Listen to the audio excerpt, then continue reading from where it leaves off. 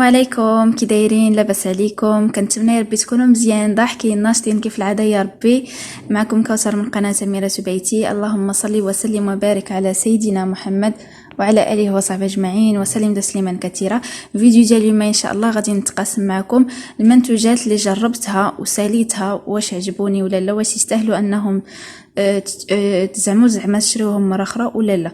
بزاف ديال المنتوجات كاينين هنا، صور الشعر، البشره، المنطقه الحساسه، المهم كاينين بزاف ديال لي برودوي. كل حاجه غادي نهضر عليها، اللي عقلت على ثمنها غادي نعطيها، اللي ما عقلتش عليه كتبوها لي غير في صندوق الوصف نعاود نقلب، ولا ذكرت الثمن ديالها غادي نعاود نحطها لكم في التعليق اللي غادي تحطوا ليا تحت هذا الفيديو. غادي نبداو على بركه الله. غادي نبداو حبيباتي باول منتج اللي هو هاد الجيل هذا ديال الالوي فيرا. هذا نط عليه واحد الضجه مؤخرا بزاف شيمات. هذا المنتوج يلاه كي جديد في السوق. كاينه هاد القرعه هذه صغيره اللي واخا كتبان لكم كبيره راه صغيره. كاينه قرعه صغيره ب 35 درهم. المهم كنعطيكم الاسمنه، انا كل مدينه تيختلفوا. انا في بوجدور المهم انها تتباع 35 درهم، وكاينه ما كبر منها تتباع ب50 درهم. انا خديت هاد الصغيره باش نجرب. هاد الالوي فيرا كتبين فيها ان هي 99% من جيل الالوي فيرا. صراحه نجربها بزاف في الوصفات ديالي، وكما شفتوا في القناه بزاف الفيديوهات كنستعملتها، عجبتني صراحه، زوينه وتاريختها زوينه. تقدروا كاع تدهنوا بها حتى الوجه ديالكم قبل ما تزيلوا الشعر باش بحال هكا ما تقصحوش. والله العظيم البنات عن تجربه هانتوما راه ما بقاش فيها بزاف، كانت عامره حتى لحد هنا، ودابا راها هي خوات ما بقاش فيها بزاف.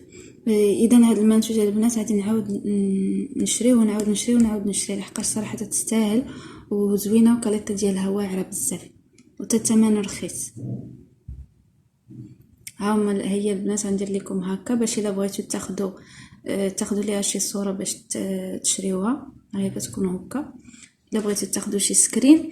هذا هو اول منتج غنهضر عليه. ثاني منتج غادي نهضر عليه هي هاد الصابونه هذه ديال الوجه. هاد الصابونه البنات ديال الوجه هي صابونه الكبريت. كنصح بها الناس اللي عندهم الحبوب في الوجه وعندهم البشره الدهنيه فقط، اللي عندهم البشره الجافه ما يستعملوهاش. هذا البنات كتباع عند العطار كما كتشوفوا. نعاود نقربها لكم. ها هي صابون دو او سوفر. هي صابون الكبريت كتصلح كما قلت لكم الناس اللي عندهم الحبوب، الناس اللي عندهم المشكله كذلك ديال الكزيمه في اليدين، ولا عندهم مشكل ديال الصدفيه، يبقاو يدوشوا بهاد الصابونه هذه وغسلوا بها اللحم ديالهم. بالنسبه للناس الله يشافيهم اللي تيعانيو من الصدفيه، كنت باقي لي نزلت لكم واحد الوصفه غادي نخليها لكم في واحد الاي هنايا، كليكيو عليه غادي يديكم مباشره الفيديو. الله يشافي الجميع ان شاء الله. المنتوج ديال هاد الصابونه هذه غنيه بزاف بالكبريت كما كتشوفوا، راه النص ديالها كله كبريت. كتعجبني انا صراحه، كتحيد الدهون اللي كيكونوا زايدين بزاف في البشره. انا تناخذها هي وواحد صابونه اخرى غنخلي لكم تصويرتها هنا، حتى هي كتباع في الفورماسيون. الثمن ديالها ما غاليش بزاف، دايره غير شي 10 دراهم. هذه اللي غنخلي لكم في التصويره. بالنسبه للثمن ديال هذه حتى هي دايره 10 دراهم. تلقاوها عند العطار، وكتلقاوها حتى عند مالين الماكياج. ها هي البنات غنجبدها لكم لحقاش انا تنكون اصلا تنغسل بها. ها هي كتكون فيها واحد النسبه ديال السفر بزاف. ها هي البنات الا بغيتو تاخذوا ليها شي سكرين، ها هي الثمن ديالها راه رخيص بزاف ومتناول. غادي ندوز دابا المنتج اخر اللي هو هذا الكريم هذا ادغاتون. هذا الكريم هذا زوين بزاف البنات. باقي لي هضرت لكم عليه في واحد الفيديو، جمعت فيه كاع الكريمات اللي استعملت واللي جابوا معايا النتيجه واللي عجبوني في الترطيب ديالهم. هذا الترطيب ديالو قوي بزاف. تترطبوا به وتعاودوا ترطبوا يعني ماشي من داك الكريمات اللي غادي ديريوهم غير مره وصافي تملي منهم. هذا زوين بزاف البنات، وحتى الثمن ديالو رخيص. ما عرفتش صراحه الثمن بالضبط، الا دخلتوا للفيديو اللي درت غنخليه لكم هنايا الفوق، ولا غنحط لكم كذلك الرابط ديالو في صندوق الوصف. دخلوا لي راه في كاع الكريمات، هضرت على كاع الكريمات اللي استعملت للبشره، ومنهم هذا الكريم هذا ديال ايديرما.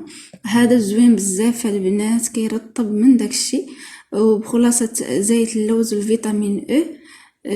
هادشي اللي عجبني فيه اكثر. وواحد الحاجه اللي فيه زوينه بزاف انه صون سيليكون وصون بارابين، وعلى باز ديال زيت اللوز كما قلت لكم وفيتامين زوين بزاف كترطيب يومي. كذلك كنصح به النساء الحوامل اللي خايفين انهم الكرش ديالهم تشقق ليهم، يستعملوه من الشهر الرابع، يبداو يدهنوا به هو وزيت ارغان وكذلك زيت اللوز الحلو. زوين بزاف، ما كيخليوش دوك التشققات يبانوا لكم في الكرش يعني مورا الولاده. ها هو البنات، الا بغيتو تاخذوا ليه شي سكرين ها هو. هضر لكم البنات على هاد المنتوج الصغير واللي كيوت وزويون. ها هو البنات، هذا البنات تيدار للفم، كيرطب الفم كما شفتوا انا راه كليته ماشي ساليته. بقى ليا فيه شويه صراحه البنات الا لقيتوهم راه تيتباعوا نورمال للمكياج. ها هو كيكون بحال هكا، ما كتكون عنده حتى شي سميه من هنا كما هنا. الا قريتو راه مكتوبه فيه، هانتوما نقرب لكم راه مكتوبه فيه توندر كار. المهم هذا هو الكريم كيرطب الفم الناس اللي عندهم تشققات في الفم الى اخره. دابا ان شاء الله نتقاسم معكم واحد العكر اخر عن تجربه كيحيد هذوك القشور اللي تيكونوا في الفم بالنسبه للناس اللي تيعانيو من هذا المشكل سواء في الصيف سواء في البرد، كاين اللي كيتقشر ليه الفم ديالو ديما. غادي نتقاسموا معكم ان شاء الله في اقرب وقت. ها هو البنات كما كتشوفوا زوين بزاف والترطيب ديالو واعر. الثمن ديالو ما غاليش بزاف،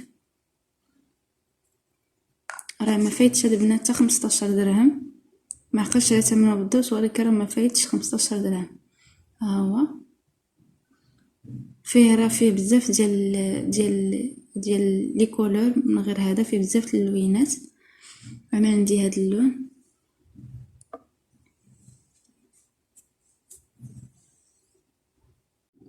انا درت لكم دابا البنات على هذا المنتج هذا. هذا البوماده الصفراء معروفه عندنا في المغرب، كيقولوا بوماده العينين. كاينين فيها الانواع بزاف، كاينين فيها جوج الانواع البنات. كاينه اللي مكتوبه هنا 3% وكاينه اللي مكتوبه هنا 1%. انا كنت سبق لي درت لكم واحد الفيديو تفصيلي عليها بنات، الا لقيتوها خذوها. 1% ما تاخذوهاش، راه درت لكم فيديو توضيحي عليها نخليه لكم في صندوق الوصف.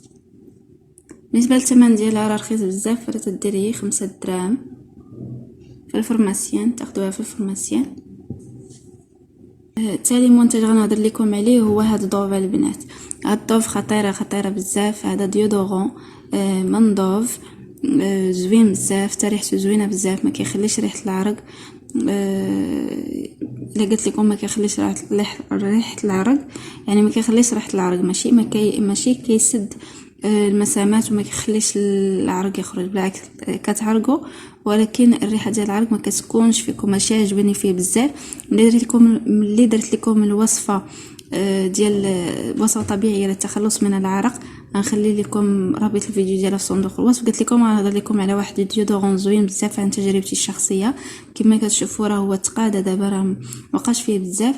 اللي عجبني فيه بزاف انه هو زيرو الكول، كيضل معكم 48 ساعه من مورا الدوش. ملي تديروه كيبقى معكم. الا قلت لكم مورا الدوش يعني ماشي مورا الدوش مباشره، خليو البشره ديالكم حتى ترتاح، حتى المسامات تعاود تسد. يعني ما ديروش اي ديودورون فحال هكا يكون ماشي طبيعي، ما ديروش مباشره مورا الدوش. خليو المسامات الوجه ديال البشره ديالكم تتسد. هذيك الساعه ديروا كما كتشوفوا كما قلت لكم زيرو الكول فيه. ما فيش بزاف ديال المواد الكيماويه اللي كيكونوا مضرين. والله الا البنات كنصحكم انكم تشريوه. كاين هذا اللي هو اوريجينال، وكاين واحد اخر راه مصوره فيه خياره من هنايا في الخضر. تا هو الا لقيتو شريت، راه بجوج بهم زوينين. غنحلو نوريكم. هانتوما راه قريب يسالي، مابقاش فيه بزاف، وتا ريحته راه واعره بزاف البنات، ريحته زوينه. غير البنات اللي باغيين الريحه مجهده يشريو هذا الزرق. هذا اللي باغيين الريحه شويه تكون خفيفه وفريش نشريو داك الخضر اللي كتكون فيه الخياره هنايا. الثمن ديالو راه داير غير 35 درهم البنات، 30 درهم ما فايتاش.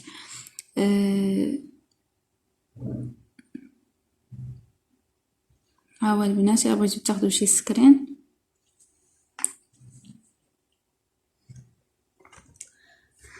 غادي نهضر لكم على هاد معجون الاسنان من المسواك. هذا واعر بزاف البنات بالنسبه للناس اللي عندهم حساسيه الاسنان، اللي ما كيتقبلوش اي سنيال تيغسلوا به يبدا فمهم تيسيل بالدم. هذا البنات خطير بزاف، وخلاصه الاعشاب طبيعيه، طبيعي 100%. ما غاديش نقول لكم 100%، ولكن فيه بزاف الحوايج اللي هما طبيعيين، حيت اي برودوي هكا ديال السنان ما كتلقاوش زعما راه هو طبيعي يعني 100%. ها البنات كما كتشوفوا الثمن ديالو رخيص، راه كتلقاوه حتى عند مالين الحوانت، كتلقاوه عند مالين المكياج. ما تمشيو غادي تلقاوه. كاين الحجم الصغير على هذا، وكاين هذا الحجم هذا اللي متوسط، وكاين واحد الحجم اللي كبير اللي تشريوه يدير لكم واحد المده طويله بزاف، حتى الريحه تيخلي واحد الريحه زوينه بزاف في الفم. المكون الرئيسي اللي فيه بزاف اللي سائد هو السواك.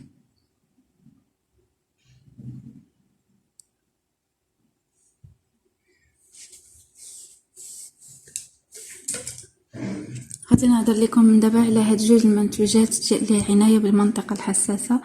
الناس اللي كتكون عندهم الالتهابات، واللي كتكون عندهم افرازات ماشي مزيانه في المنطقه الحساسه، كنصحكم بهاد البيتادين هذا الاحمر. تديروه غير مره في الاسبوع، ما تكثروش منه لحقاش هو كينشف البلاصه بزاف. داكشي علاش ديروه غير مره في الاسبوع. هذا راه تاخذوه من الفرماسيان، صراحه الثمن ديالو ما عقلتش عليه. تمشيو غير للفرماسيان تقولوا لهم بيتادين الاحمر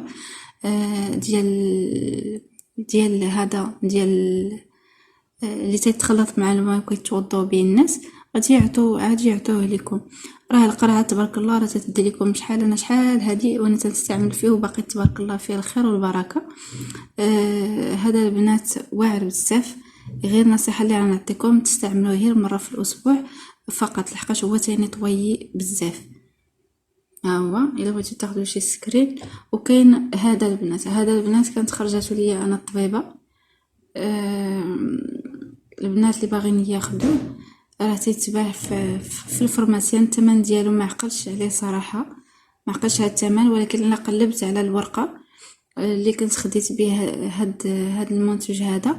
غادي ان شاء الله نحط لكم الثمن ديالو في شي تعليق.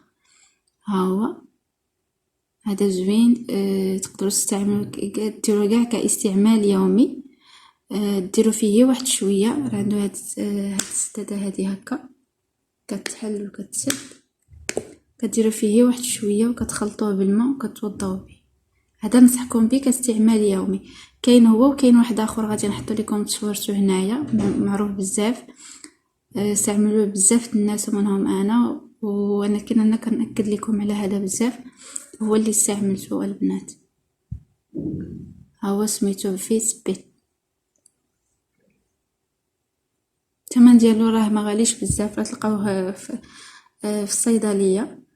سكرينيو هكا تصويره ووريو ليهم راه غادي يعطيوه لكم.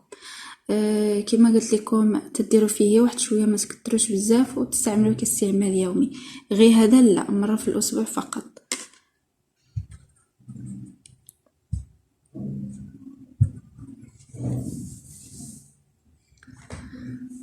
غادي نهضر لكم دابا على هاد كريم السولير ديال سولي. هذه هدرت عليها في واحد الفيديو، خصصت عليها فيديو خاص بوحدها. هي بخلاصه ارغان. فيها واحد التغطيه زوينه بزاف للشمس. كما كتشوفوا غير هاد سميتها هاد البرودوي هذا تمسحوا ليا فيه بزاف الحوايج. الا دخلتي للفيديو اللي كنت درت عليها ملي كنت صورت عليها فيديو، غادي تستافدوا بزاف من داك الفيديو. غنخلي لكم صندوق الوصف. هاد كريم السولير رخيص تغطيته كما قلت لكم زوينه بزاف على الشمس، كيغطي من الشمس مزيان. وبخلاصه زيت الارغان، قص معروفه زيت الارغان راه زوينه بزاف البنات للوجه. ها هو كما كتشوفوا، هذا كان صحتني به واحد صاحبتي شحال هادي وانا سنستعمله. وقريب ان شاء الله غادي نجرب واحد الماركه اخرى راه مشهوره تهضروا عليها بزاف البنات، ديال كريم سولير. الا جربتها وجابت معايا النتيجه اكيد ان شاء الله غنتقاسم معكم الفيديو ديالها.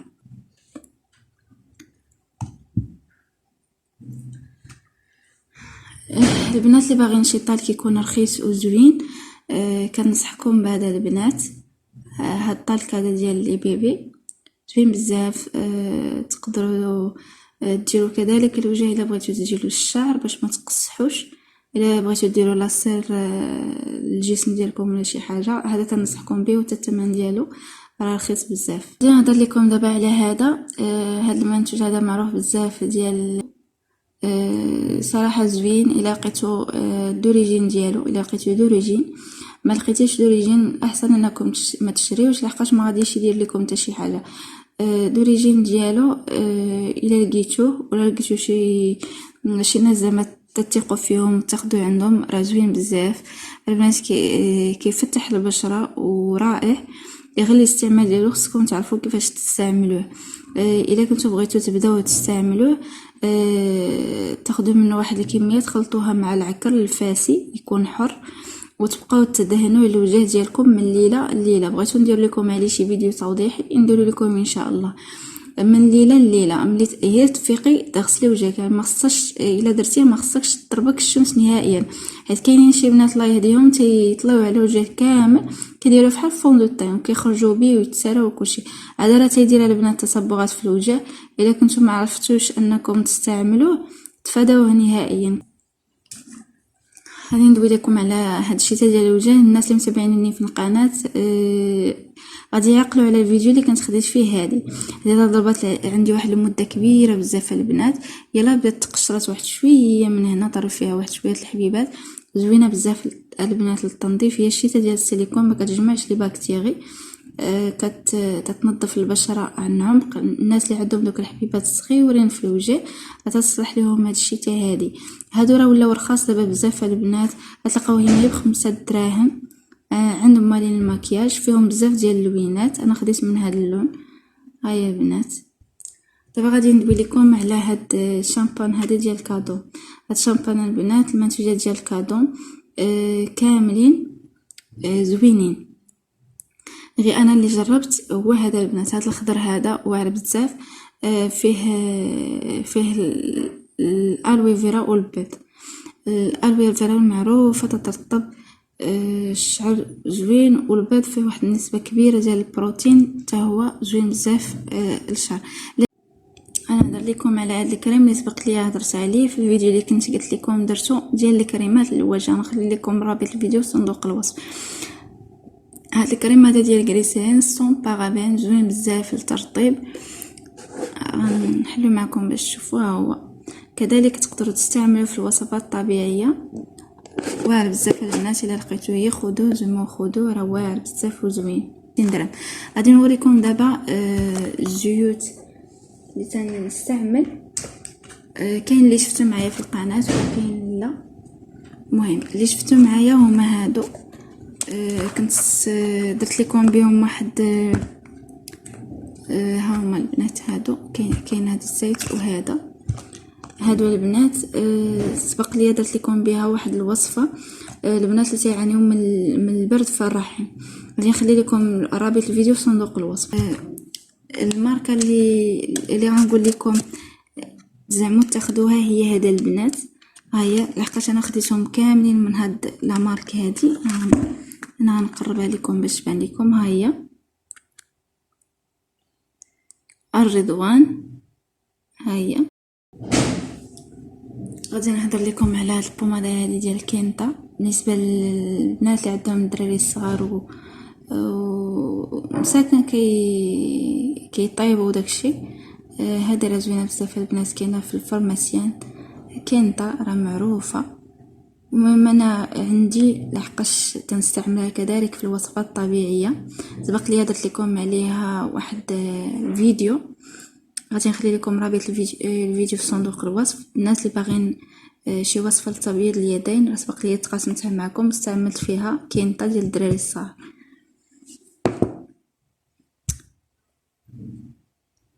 اخر منتج غنهضر عليه هو هذا البارفان هذا البنات من افون، رائع بزاف والثمن ديالو ما غاليش بزاف. مع الصراحه شحال خديته، المهم ما فايتش ديك 200 درهم. ها هو البنات، كاينه هاد القرعه هذه اللي كتكون كحله، وكاينين بزاف الالوان فيها، ولكن كلهم نفس لا مارك، غير روايح كيكونوا مختلفين. هاد الريحه البنات من دوك الروايح اللي تديروهم وتيبقاو معاك واحد المده طويله. كنصحكم صراحه بها الا كنتو تتقداو من افون وكيهمكم الامر وبغيتو تاخذوا شي ريحه زوينه، خذوها لي البنات على حسابي.